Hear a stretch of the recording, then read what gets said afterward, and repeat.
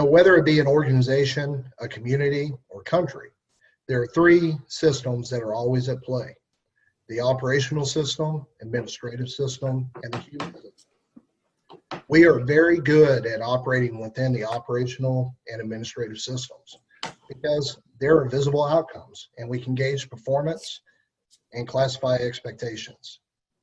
So when problems arise, those are the areas we go to in addressing them. This is our comfort zone, and we feel by proposing new laws, policies, and practices that the optics communicate to those whom we serve that we have heard them and we're taking action.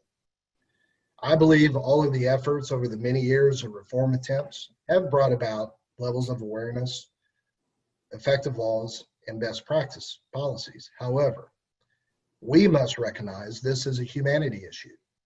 Therefore, we must address the human system. But that scares us.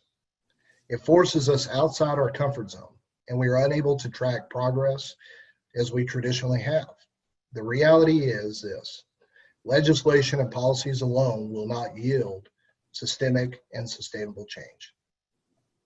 So how do we do that? How do we achieve those goals? Well, to begin clearing the pathway, we must first identify what we want by asking a series of questions.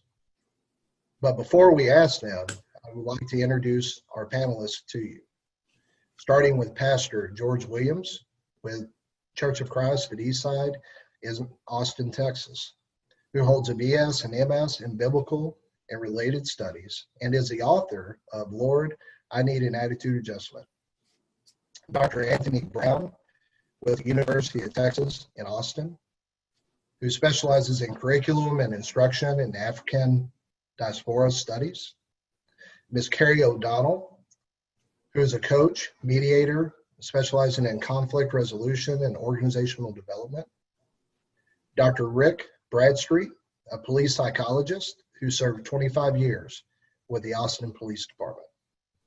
Ms. Evan Barbee, founder and teacher at Narrative Enneagram in Nashville, Tennessee. Lieutenant Antoine Lane with the Austin Police Department, a noted author, speaker, and voice narrator. Chief Mac Tristan, retired police chief from the Coppell, Texas Police Department and cultural strategist.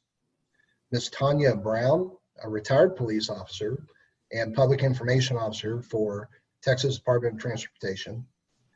And Ms. Susan Hudson, a doctor of jurisprudence, independent police monitor for the city of New Orleans, Louisiana.